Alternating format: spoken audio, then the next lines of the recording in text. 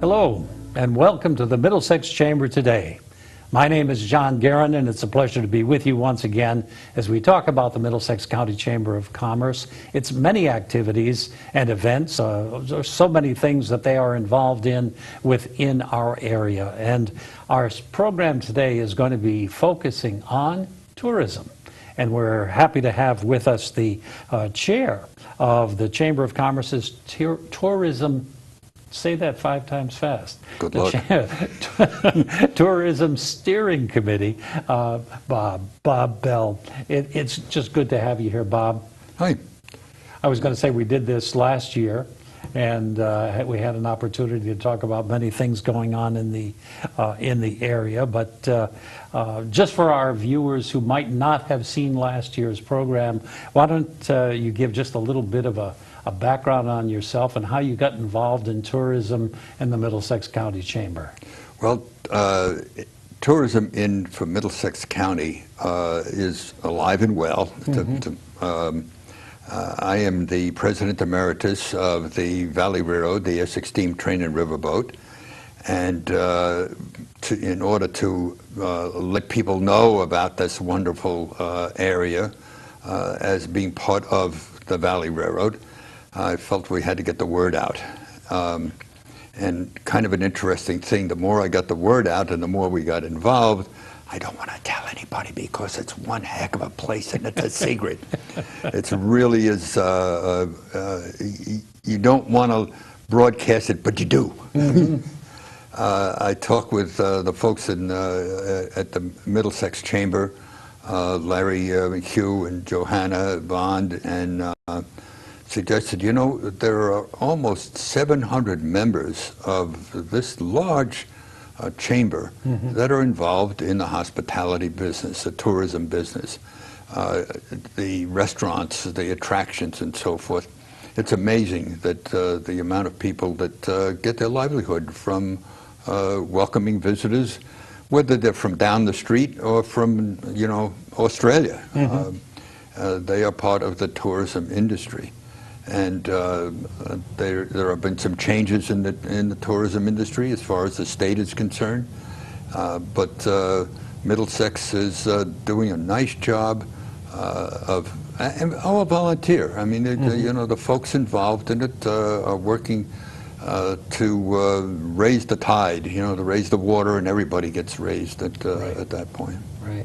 Well, I was going to say there's no question in terms of Middlesex County and the diversity of things that you have within the county. It's just remarkable, you know, as I've traveled around, you know, for these last 30+ years in this area, and it's just remarkable to see how they're doing. Last year when we spoke, you were talking about some of the folks who have to kind of get an idea of, well, keeping that secret or not keeping the secret. You know, publicizing something when you might not be quite ready to have a large number of people come in and visit you. And other people who are well established for it, but don't necessarily get the message out. So I know those were some of the problems we were talking about. You know, how is that same situation still there, something you still face? I think to some extent that's going to be there always, because the dynamic is changing, the people change, and so forth. Some of our stalwarts in the industry, Brownstone, the ski folks, Lyman Orchard, I mean, there is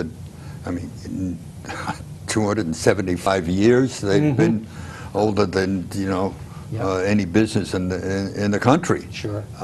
And what an attraction! It's 600,000–700,000 people a year. But the word and getting it out, and how many can a lot of folks handle? Some of the smaller tourism venues can handle a lot. We'll be coming up. We just came off of the Putnam Fair, and you know, these are big attractions and so forth. Those geared to be able to handle a lot, but there are some locations that can handle a lot. An interesting phenomenon about the whole area is that you can drive 10 miles and be in a whole different area. Right. You know, I just love driving along the river, and you know, forget Route 9 in a way. You know, take the local roads, but there are some great diversities there. Well, it is true. Again, in 10 minutes you can go from city to country and everywhere in between. And Exactly. certainly many of the historic and very much tourist type places, Gillette Castle, you know, you can start naming them as you go down the Yeah, go down exactly. the road. Again, of interest to our viewers, how long were you involved with Valley Railroad? I was the president there for almost 14 years. Okay. I've been involved with the railroad since the early to mid 70s. It started in 1971, and I had other businesses that I've been involved in, hobby business and distribution and manufacturing and so forth. So my retirement job was at the Valley Railroad. Ah, very nice, very nice. And because I was going to say, I think that venue has done so well, and it's amazing how they've tied together 3 or 4 other venues that have made just a very interesting, you know, place to visit. Yes, you know, one of the things that I've looked at involved in places that are museums, and sometimes you have to bite your tongue there because say that to an 8-year-old and they cringe. So really in the enjoyment and entertainment business, you can educate somebody and they can be happy about it and learn about old steam locomotives. And one of the fortunate things that we have at the Valley Road is the diversity of the equipment. The Exit Clipper dinner train is, you know, a little scenario that I tell people, don't tell anybody. But, you know, you can get a get out of the doghouse free card.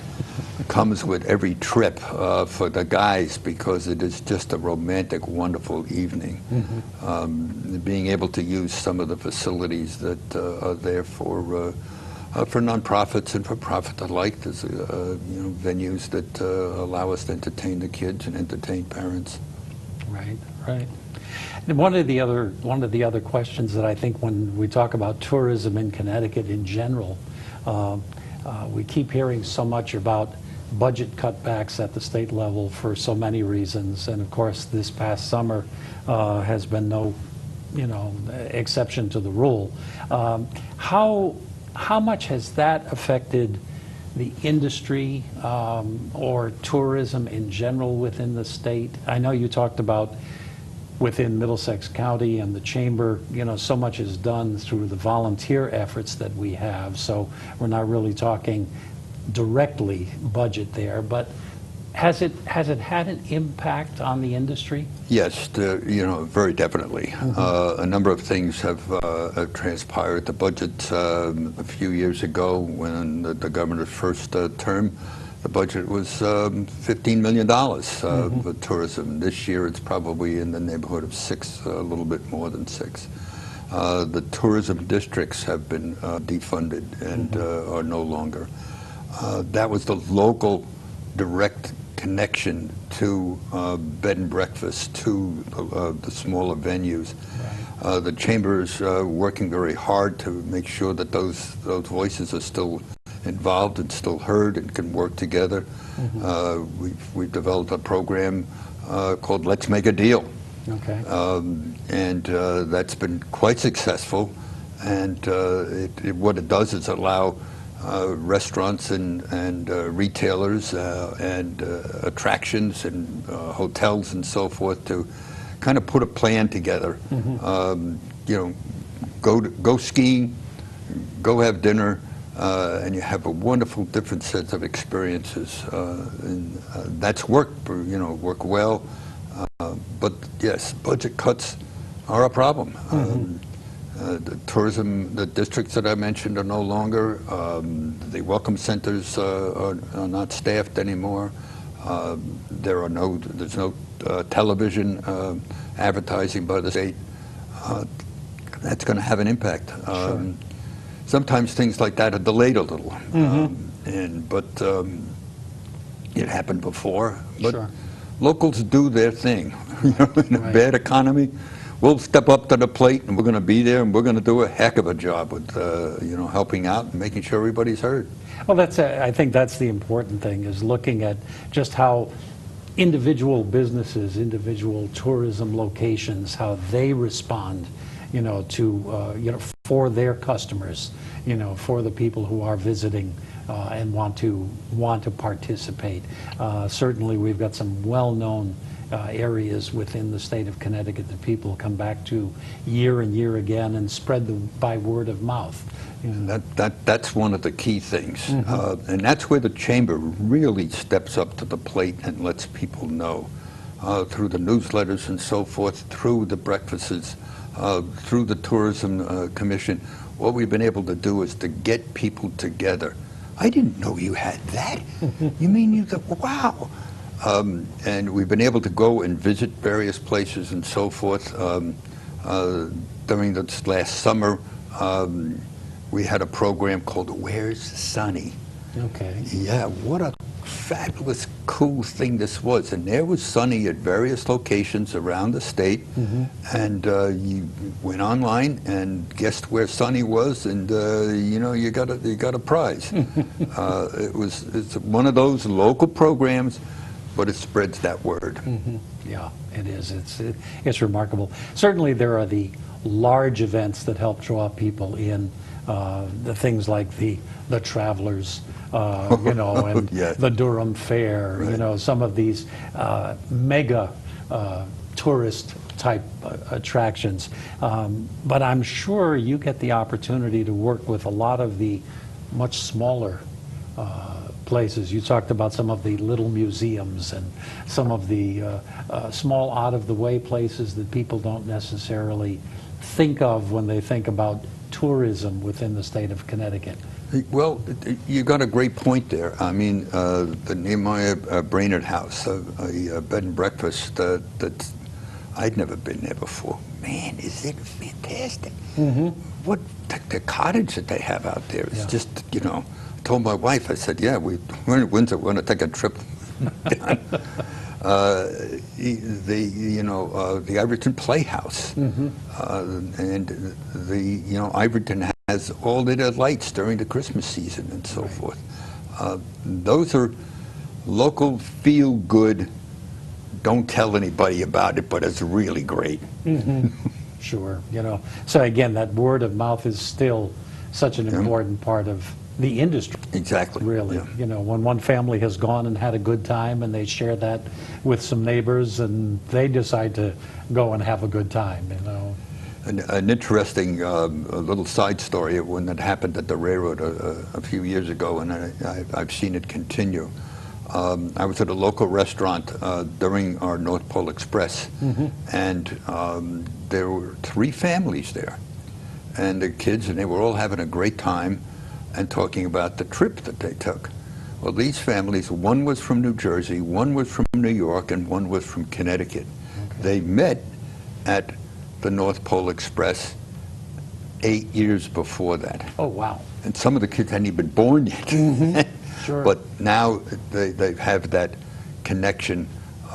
They see each other at least once a year. And that happens. That's one beautiful thing about Middlesex County. Yeah. Oh, it definitely is. Now, the role of the steering committee, since you have the honor of chairing that particular organization, what do you do with the steering committee? How is the steering committee made up? What kind of individuals participate in the steering committee? We are fortunate that we have a broad section of folks that are involved. Our major tourist attractions are there, the Brownstone and the Goodspeed, and the Iverton participates, and a number of the restaurants, the Griswold Inn. And what we really try to do, the first task, is to get to know each other. Sure. and to know what the other venue has, be able to talk to each other, pick up the phone and, you know, hey, Joan, you know, I need some help for this, or Tim, you know, at Lyman Orchards. And these folks then work together to put together programs like Let's Make a Deal, Where's Sunny. Other ones will be coming up. We're doing it, Let's Make a Deal right now, as a matter of fact, that go online, go to any one of the venues that are the major attractions and the smaller ones, and you'll see some great deals during the winter season. No, very good, very good. Yeah, because we're sitting here at the tail end of summer, and the program will be airing a little bit later on. So, of course, for those vacationers who have the children in school, their tourism might be limited at this time, but there's still so many great things to do on weekends. Yes. You know, or even some of the places where, you know, a late afternoon into an evening can be a very exciting, can be an exciting time to see something that's much closer than you thought. Exactly. You know, the governor a few years ago, it wasn't even a law, coined the staycation. That's an afternoon. That's an evening. I mean, the Children's Museum here in Middletown is a great place to visit. There are, you know, some budget restrictions now, so some of the parks and places like Gillette Castle aren't as open as they used to be as often. But there's still a huge number of opportunities.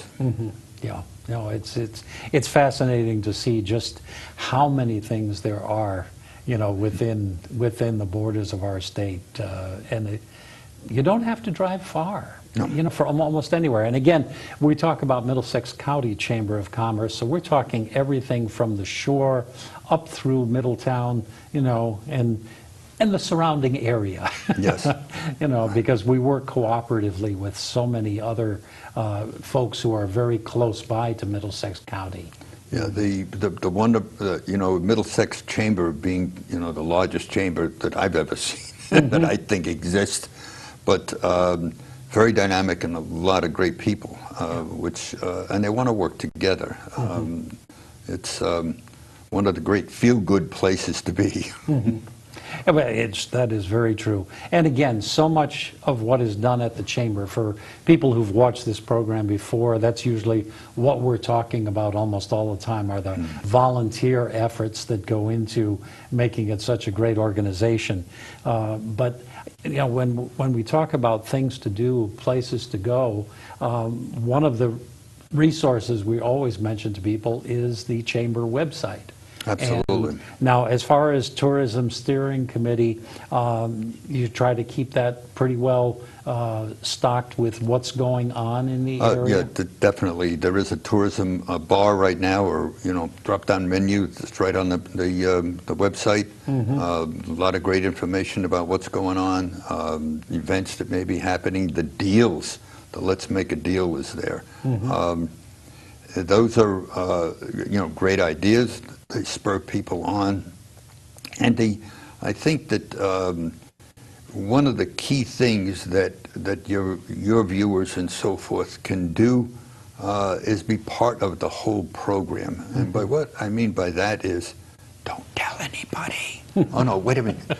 Tell everybody, but don't tell anybody. You know what I mean. Sure. We have a great, wonderful, wonderful place. Bring your, you know, when the relatives come to visit, make sure that they come and go to those wonderful places that are here in Middlesex County. Yeah, well, and again, so much of it, I mean, today, between smartphones and tablets and computers, just all of the things that are out there, if you can visit that Chamber website, which we keep putting up as we're going through the program, middlesexchamber.com, you know, you'll get the opportunity to see so many things that are out there, many of the activities of the Chamber besides tourism. But if you bring that in, they're likely to find, first of all, if they're interested in something like a committee that they'd like to get in and get involved in, I'm sure that they have under the calendar the steering committee's activities Oh, and, yeah. and those meetings. Do you have regular meetings of the Yes, steering committee? yeah, we meet regularly, at least once a month. Okay. There's a lot of things going on, so sometimes it's, we're on the phone with each other. Sure. But we definitely have a meeting at least once a month that we can sit around the table and say, all right, state has more money. We don't have any money, but we're sure going to make it happen. And again, I think that attitude is something that seems to permeate all of the committees at the chamber. But go to the website, take a look. And by the way, if you're curious about what you're watching, this is Middlesex Chamber Today, where we talk about the Middlesex County Chamber of Commerce. And in particular today, we're talking about tourism within Middlesex County. And Bob Bell has been kind enough to join us. He's chair of the steering committee for tourism for the Middlesex County Chamber of Commerce. And do you need more help? Always can use some extra. They always can use some extra help. So if the members are out there, if they're involved in a restaurant, or in an attraction, in a museum, check out when our next meeting is, and come on down. You'll have a good time. There's a lot going on. We could use your help. Oh, by the way, I'm not sure about your dress. I thought this was a normal standard dress. It's the riverboat gambler, as some people call it, the railroad baron. I don't know. You're terribly underdressed. Yes, I know. I didn't come fully prepared today. The red vest is and the bow tie are definitely the crowning touches as far as that's concerned. I don't know our timing here. Oh, well, we still have a couple more minutes. Oh, yes, we do. We do. Actually, we've got about 5 minutes or so left on the program that we're going to want to talk about some of the activities, again, of the steering committee and tourism within the county. Are there any key areas you think that we might have not touched on yet, something that we want to make sure our viewers are aware of? Watch for that Let's Make a Deal. Okay. And also, check with your local restaurants. When you're in there talking with the local restaurants, these folks are busy, 12-hour days, 7 days a week, but they are a vital part of tourism. And we're working on trying to get them and help them get involved. The state has a new website. Well, it was new the first part of May for tourism. It's been very good. Local entities, both from restaurants and retailers and so forth, can be on that state website. We'd be happy to show them how to maintain their entities and so forth and their events on that. It's ctvisit.com. These are things that people can find out a lot about. They can find out about things going on in their area, whether it's Middlesex County or the state. These are things that both help us and help the chamber. Sure. Now, I was wondering, for example, when you mentioned ctvisit.com, is that something that we've got a link to on the chamber tourism Yes, site? the chamber is part of tourism in the state. And you can get there from the chamber website, but ctvisit.com is you can get there for that. Be sure when you're in the state, because of the way the state website is organized, it's organized by regions. Okay. Because people, what's going on in Middletown, what's going on in Mystic, and so forth. So Sure. It helps in navigation and so forth, and it's pretty easy to do. Events are listed up on each region's thing of what's going on in that particular region, special events. Sure. And our members can get their events up there. It's pretty easy to do. I don't have time to go through it right here or a computer. Sure. But, we can help out with that. That's one of the things that the Tourism Steering Committee is there to assist in. Oh, that's good, yeah, because again, I would wonder that people would wonder again, what other sort of things besides putting things like, let's make a deal, or, where's Sunny, putting some of those services together. So if somebody is looking for information, they can contact the chamber directly in order to get in touch with you or other members of the committee? Yep, absolutely. And well, I think the key there is we're there to help out both our members and non-members and people involved in the industry, because we said at the beginning, when the tide goes up, we all go up. Sure. And that's critical for the region. Right. Oh, absolutely. And again, there are so many great places to visit within the boundaries of this great state. Now, if people are, because you mentioned Mystic, and if we think about the Litchfield Hills, and we think about the Quiet Corner, and all of the different things that are around the state, do you get a lot of cooperation, even though with the breakdown of the regional tourism centers that were originally out there? Is there still a lot of cooperation and talking amongst them? We do have a reasonable amount. Some of the areas are a lot stronger than others. Mm-hmm. Mystic has a very strong, both a chamber and tourism. Of course, you say Mystic and people know where it is. Sure. Our Middlesex area is, you don't call it the Quiet Corner, but as I said before, don't tell anybody about it. It's a great secret. Well, and again, I think with the river having been classified now as a national corridor, I forget the exact phrasing. It's got some greenway in, and it also has, one of the last of the best kept secrets and super places to live. I mean, a lot of our towns were named top places to live. Mm-hmm. Yeah.